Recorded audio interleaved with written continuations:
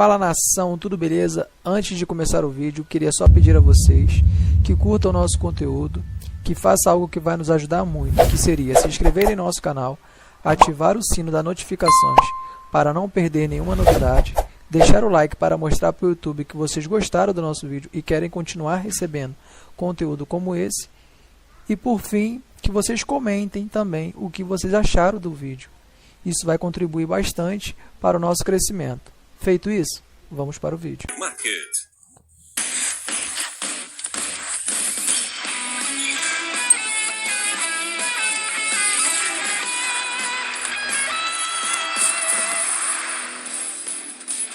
Olá, boa tarde pra você. Olha, o Globo Esporte segue naquele clima de retrospectiva, tá? Daqui a pouquinho a gente vai relembrar como foi o ano do Flamengo. Reportagem especial do Eric Faria, que ouviu torcedores e também os comentaristas.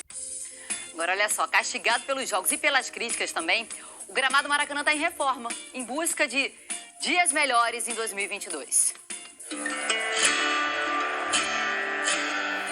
Assim que os jogadores saíram de campo, o gramado do Maracanã também se despediu. Depois de uma temporada desgastante, o corre-corre sobre ele foi intenso em 2021. 70 jogos. O último deles, Fluminense e Chapecoense na rodada final do Brasileirão. E para resolver os problemas de um palco que conviveu com críticas ao longo do ano, a solução foi radical: arrancar tudo e substituir por um campo híbrido, que vai unir grama natural e fibras sintéticas. Uma dobradinha para resistir à maratona de jogos.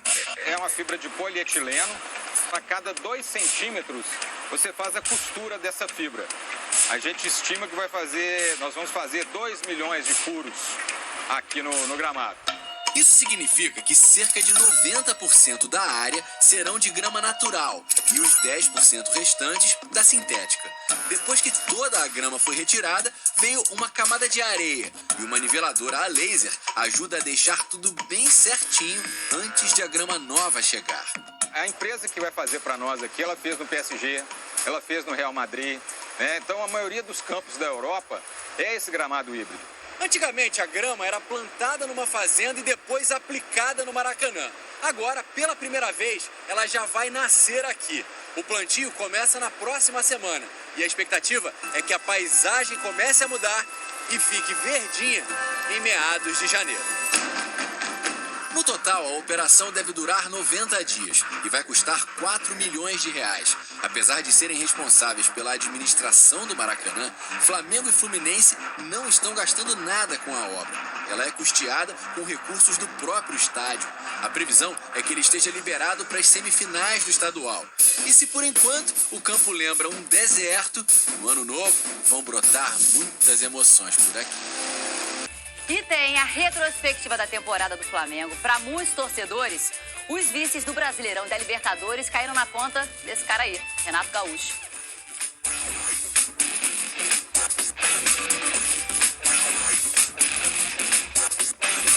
Agora, do que passou, o fim da temporada 2021 foi melancólico para o Flamengo, né? O time acabou sem títulos e, por enquanto, ainda sem técnico pro ano que vem. Não e não. Copa do Brasil, Libertadores, Campeonato Brasileiro. Gol! Verdão! O Clube Atlético Paranaense com 9 dedos na decisão da Copa do Brasil. 2021, um ano que o sucesso virou as costas para os rubro-negros. Claro que aqui falamos do calendário do futebol, porque o bi brasileiro conquistado em fevereiro é referente a 2020.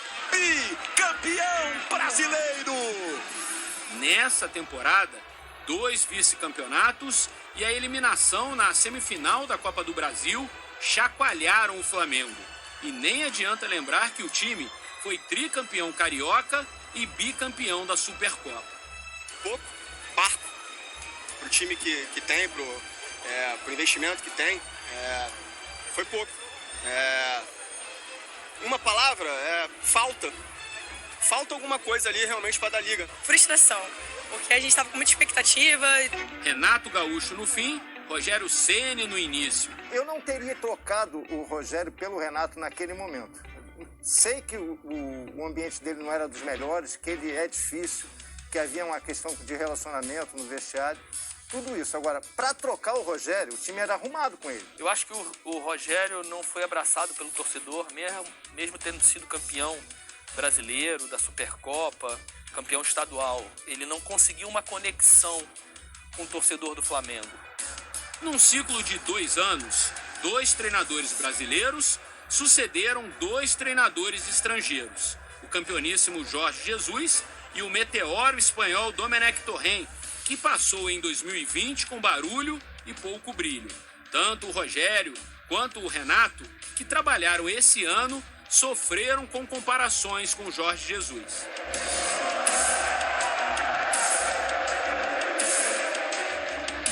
Volta Jorge Jesus.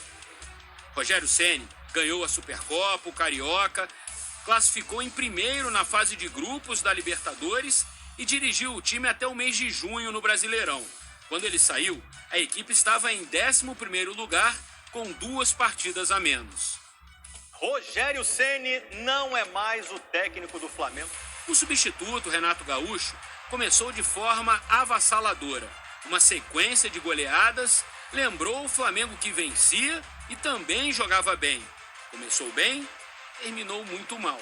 É um sentimento de um desconforto muito grande, que a gente esperava um Flamengo bem superior, mas o Renato não teve pulso para segurar o número de craques que existe no Flamengo.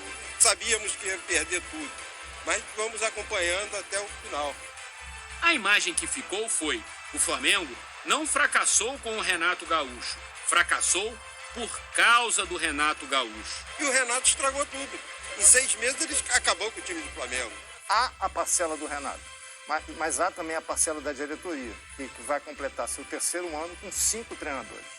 A única diretoria acertou foi um tiro no escuro, que foi o Jorge Jesus, que não havia nenhum estudo, nenhum projeto, nenhuma estratégia de contratação do Jorge Jesus. No Brasileirão, os 71 pontos garantiram um 2º lugar, que jamais teve chance de virar primeiro.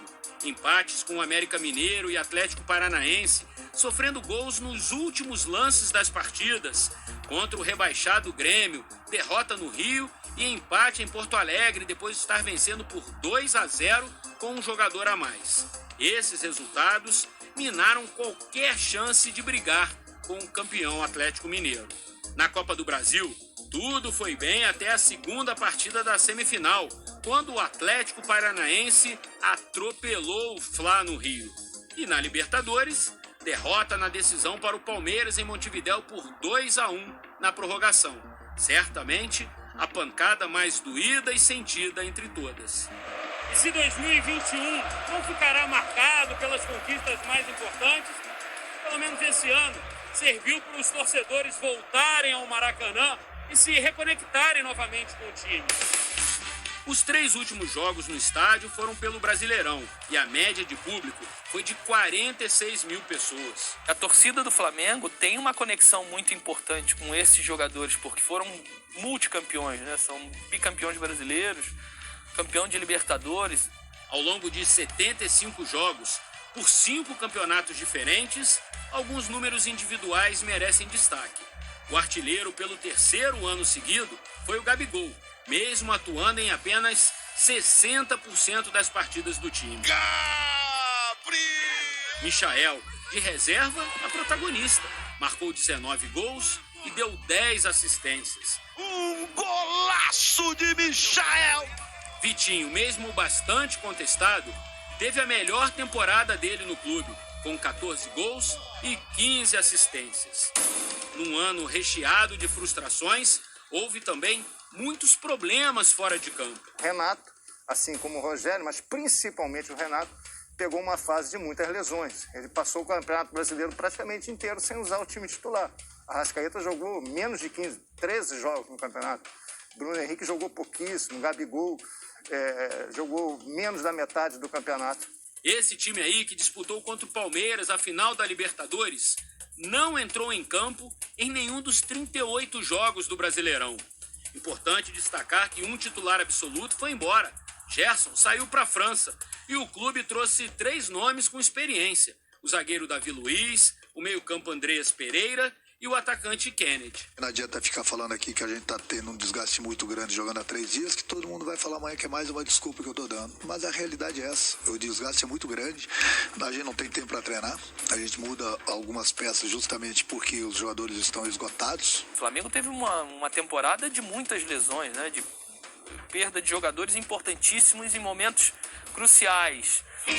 2022 está aí e a próxima temporada já vai começar com uma novidade relevante, o futuro técnico. Ontem, os dirigentes do clube embarcaram para Portugal. Além do obrigatório nome de Jorge Jesus, que será o primeiro a ser ouvido, Paulo Fonseca, tricampeão ucraniano com o Shakhtar e que dirigiu a Roma nos 2 últimos anos, Paulo Sousa, atual comandante da seleção polonesa, e Carlos Carvalhal, técnico do Braga, seguem no radar do Flamengo. Seja lá quem for o escolhido, sabe que a pressão será imensa para trocar o não pelo sim.